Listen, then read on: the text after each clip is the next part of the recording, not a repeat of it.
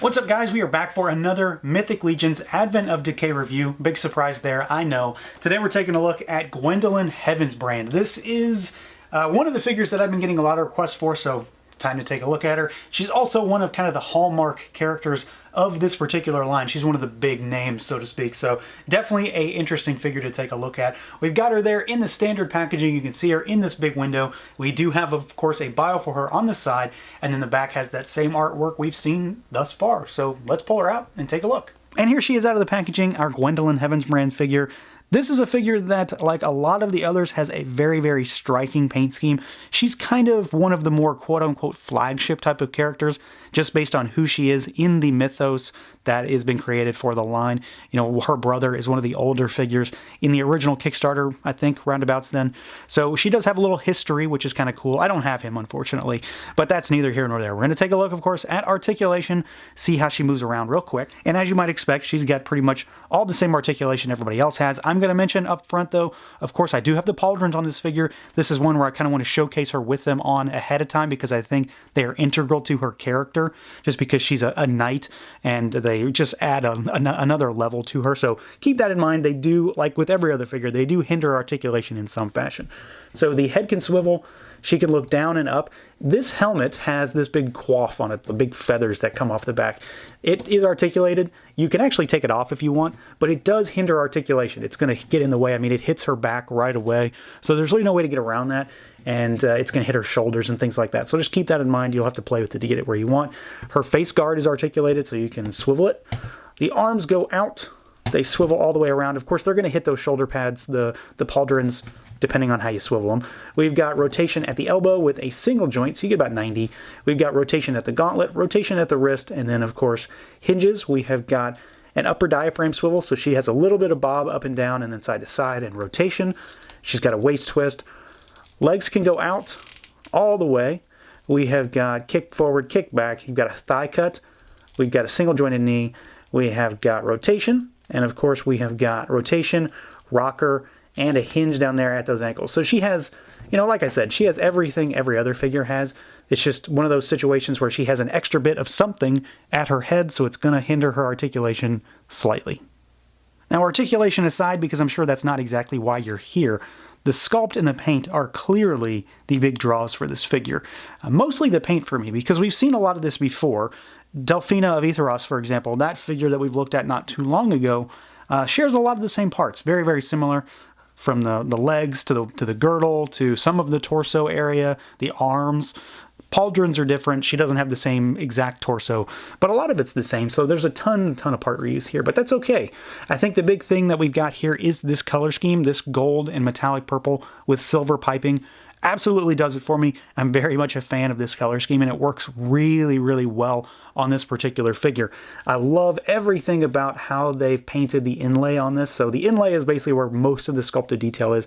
That runs down the girdle and then on these waist pads here. And then you've got the line work that's on the thighs and the shins, and it runs down her chest, runs down the pauldrons, through the arms, and it's just really, really nicely done. I like the metallic purple there. I think it works incredibly well. You've got some to a lesser degree on the back.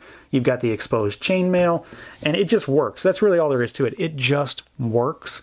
Normally, I would think this might be a little too gaudy, but for some reason, this absolutely does it for me. And this is, again, a figure that I think benefits greatly from having the pauldrons on. That's why I've got them on ahead of time instead of showing them with the accessories. So I would urge you to use them. I think they just add an extra layer to this figure. And of course, they continue that same paint scheme. So we've got the gold with the silver piping. They've got a little patina on them. You know, everything about this figure is very bright and vibrant, but at the same time, just like with the pauldrons, there is a layer of kind of gunk and dirt on a lot of it. So there is a bit of a wash in places to make her look, you know, battle hardened. And I like that quite a bit. But there is a lot to talk about from the neck up on this figure as well. She just looks exceptional from the neck down. But let's zoom in and take a look at that head sculpt. So the helmeted head on this figure offers quite a bit of display factor, not to mention the fact that it just, you know, looks cool. So we've got the helmeted head here. It's kind of a standard knight's helmet, but it kind of blends in with her armor. We've of course got the same kind of paint scheme. There is some of that same kind of filigree inlay work that matches her chest. It's up here on the top of the helmet, so you can kind of see how this works with this set of armor. You've got the big kind of coif of feathers that hangs off the top of the head. This does impede articulation, don't get me wrong, but I think it looks really, really cool. There is kind of a blue wash on the inside of there, so it's purple, but it's got a hint of blue or kind of a really, really dark purple in some fashion to bring out the sculpt, bring out a lot of the line work in there. But that's not the only thing this thing has going for it, not to mention the fact that it looks cool. You can, of course, like I mentioned, raise the visor, and you have got the face in there, which I think looks fantastic. It's, you know, a bit of a neutral expression. You've got some more of that purple inlay at the chin there.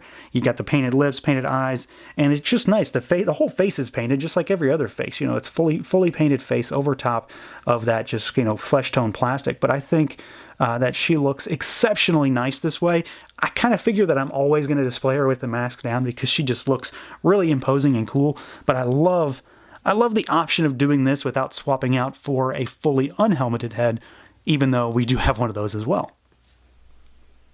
Now, as far as accessories go, we have a pretty decent spread. They're all very much knight type of weaponry, shields, swords, all that good stuff. We, of course, have the back adapters. We've got the sheath, the strap, whatever you want to call it, to hold one of those swords on her hips or over her shoulder if you want. But we've also got an extra head that we'll talk about real quick.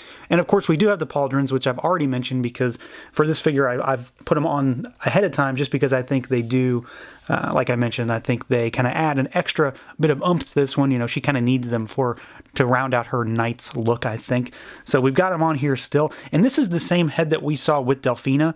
It's just painted up a little differently. She's got different skin tone, different lips, different eyes, different hair color for sure. And I like this head pretty well. I like Delphina's look better, personally. I think it really goes well with her silver armor. This works really well with the gold. The only real problem is that just like with the other head for this figure, there is a lot of contact between the hair and, in the previous case, the coif, the feathers that come out of the top of it, with the pauldrons, with her back. So you do have a little limited range of motion. So keep that in mind.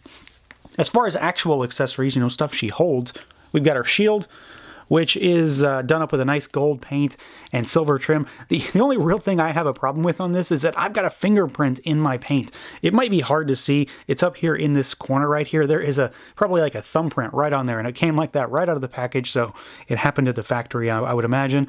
Otherwise, it looks fine. You can only see it in certain lighting, so it's not a huge deal. It's just something that, now that I've seen it, I can't unsee it, one of those. And then we've got a handle on the back like all the new shields have. So we've got that guy. I dig the shield. It's perfect for her as a knight. We've got a standard style Mythic Legion sword, so silver handle, or silver blade, gold handle rather. So this is the basic one, and then we've got her more signature type of sword, this big guy, and it's almost as tall as she is. It goes up to about her chin. Definitely a unique sculpt. We've got this kind of small bladed area that juts out of the actual blade, and then we've got the gold and purple paint scheme to match her armor. So there's two little baubles on there, two little jewels that match the purple inlay on her armor. So I'm really happy with this one. This is what I'm going to display her with pretty much constantly. Not to mention the fact that it's huge. It's a big sword, but the paint scheme really does it for me. I like how they tie in the weaponry to the armor on some of these characters. So we got two swords, we've got a shield, and we've got an extra head as far as legit accessories. So overall, I'm pretty happy with this one, if you couldn't already tell. I do have a couple gripes, like I mentioned. The heads do move a little bit less than I would have hoped because of some of the restrictions with the hair, the pauldrons, the big coif that comes out of the helmet. But I do really like the fact that we have two very, very solid heads. She has a visually striking color scheme. Paint apps are 100% on point. I really just dig the design. She's one of the more flagship type characters in this wave, and I think they did her justice. My only real personal issue outside of the limited head movements is the fact that we do have a fingerprint on my shield, which is a bit of a bummer, but I can get past that because overall this is a very striking figure, and she fits in very, very well with the other females in the line thus far. So that's going to do it for this look at the Mythic Legion's Advent of Decay Gwendolynne Heavensbrand from 4 Horsemen. Let me know what you guys think. Feel free to like, comment, subscribe, and share, and until next time.